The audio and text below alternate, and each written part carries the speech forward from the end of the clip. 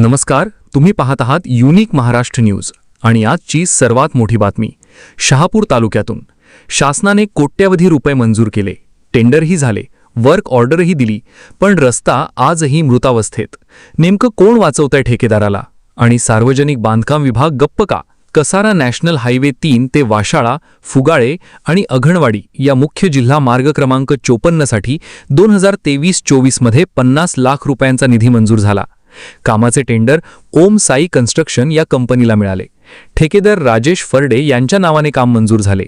पण 2 वर्षांहून अधिक काळ उलटला तरी एक फावडाही चालला नाही. यानंतर धक्कादायक माहिती समोर येते. ज्या ठेकेदाराने पहिले काम सुरूच केले नाही, त्याच ठेकेदाराला पुन्हा तब्बल 3 ते 4 कोटी रुपयांचे दुसरे टेंडर मंजूर झाल्याचा दावा केला जात आहे. एवढेच नाही तर 22 जून 2025 रोजी वर्क ऑर्डरही देण्यात आल्याची माहिती आहे.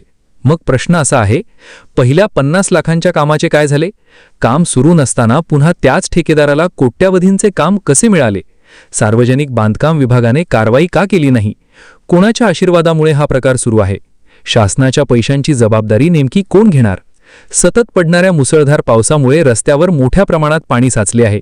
अनेक ठिकाणी रस्ता पूर्णपणे पाण्याखाली गेला असून वाशाळा, फुगाळे आणि अघणवाडी आणि परिसरातील गावांचा इतर भागांशी संपर्क तुटला आहे. नागरिकांना जीव धोक्यात घालून प्रवास करावा लागत आहे.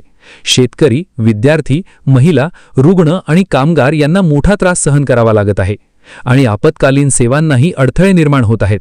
स्थानिक नागरिक आता एकच मागणी करत आहेत, या संपूर्ण प्रकरणाची उच्चस्तरीय चौकशी करा, दोषींवर कारवाई करा आणि रस्त्याचे काम तात्काळ सुरू करा. शासनाचा निधी मंजूर झाला पण रस्ता झाला नाही, हा निष्काळजीपणा आहे की आणखी काही? या प्रकरणावर संबंधित ठेकेदार, सार्वजनिक बांधकाम विभाग आणि लोकप्रतिनिधी काय उत्तर देणार, याकडे आता संपूर्ण शहापूर तालुक्याचे लक्ष लागले आहे. News reporter, unique Maharashtra news, Washala.